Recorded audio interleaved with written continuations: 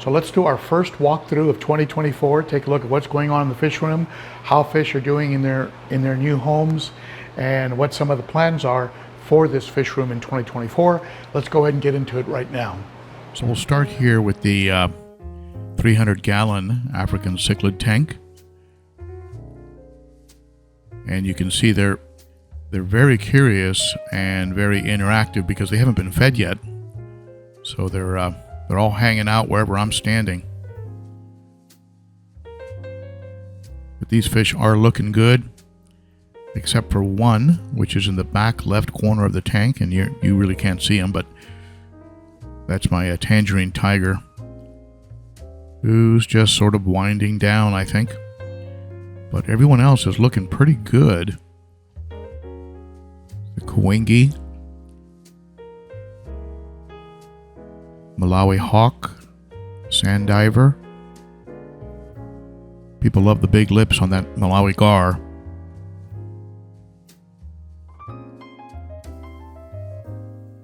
The Buccochromis hanging out the top there.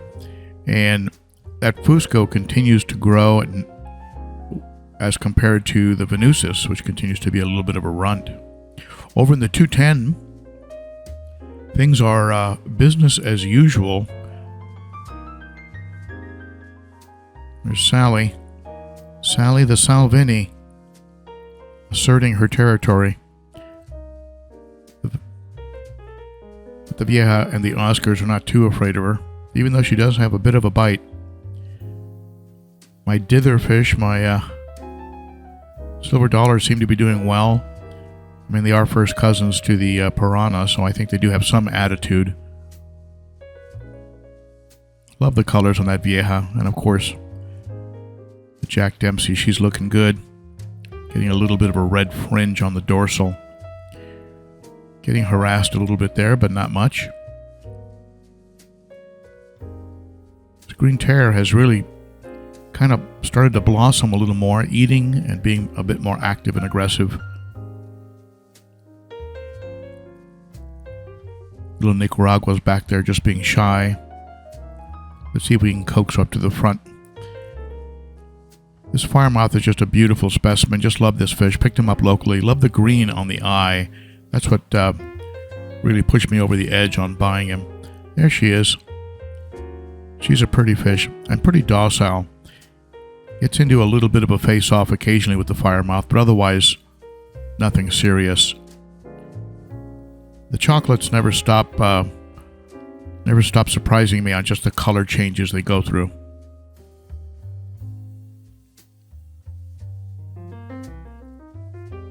Of course, the Oscar is like the big star of the tank. Both the albino and the red tigers. Nothing I've ever owned has grown quite as fast as that red tiger Oscar.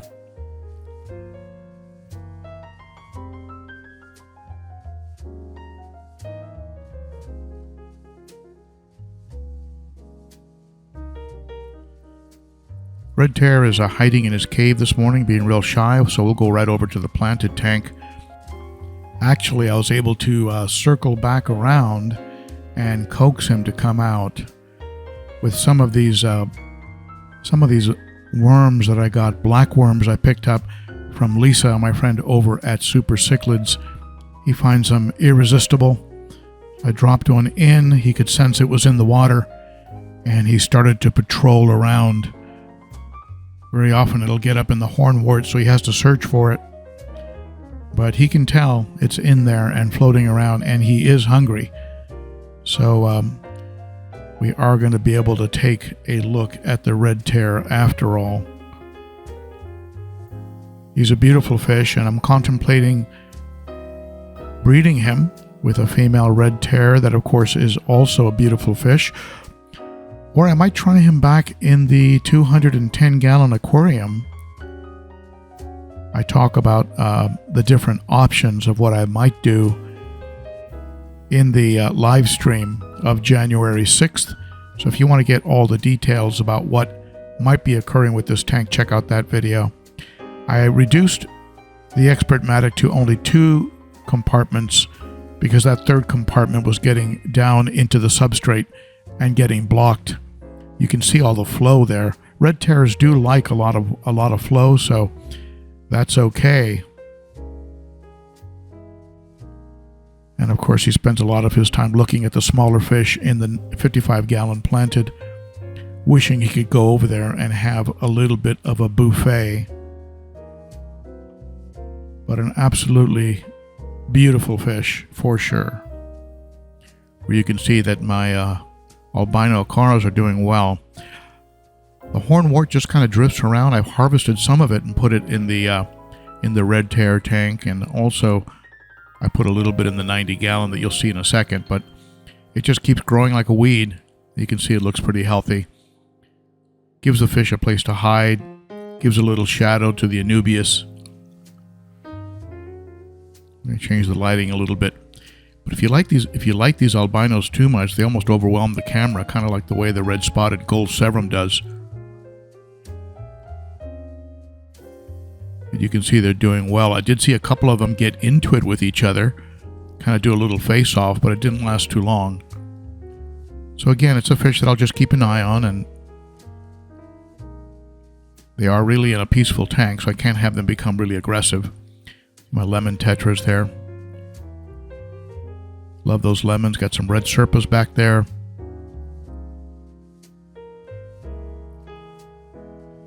Love the way the rasboras school. I've had these 5 for quite a long time.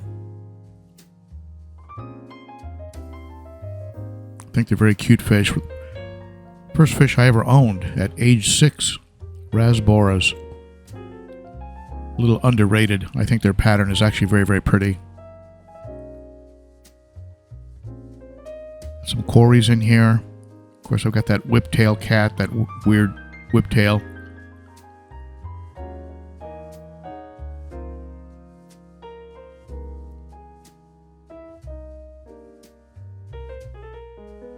Couple plecos in here. Here's the 90-gallon.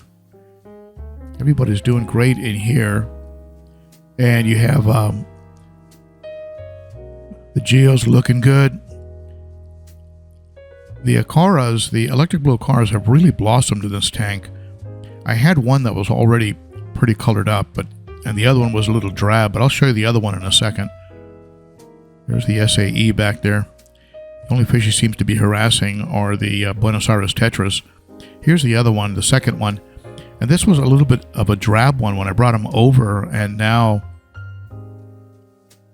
is looking really, really good. Here's that red spotted gold severum.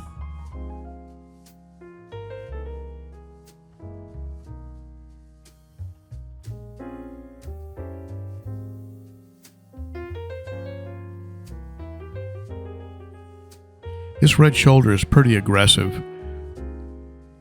He'll probably go to the 210, and we'll see how he does when he has to hang with some bigger fish. Here's the Hecali, the plain version of the albino acara.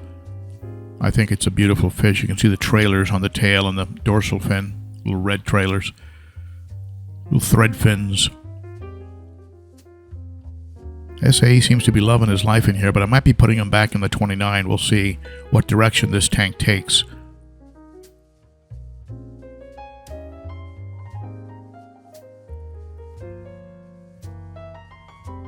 Hospital quarantine tank is empty right now, except for a pleco.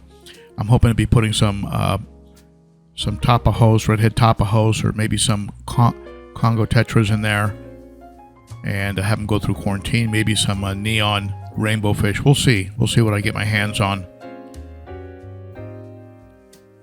Live bear tank keeps producing fry, as usual.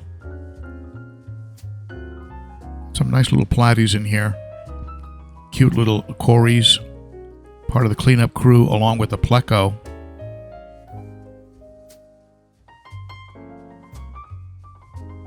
Like a little panda cory.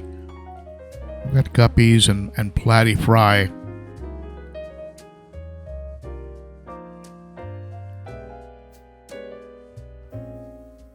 You can see they're ready to be fed.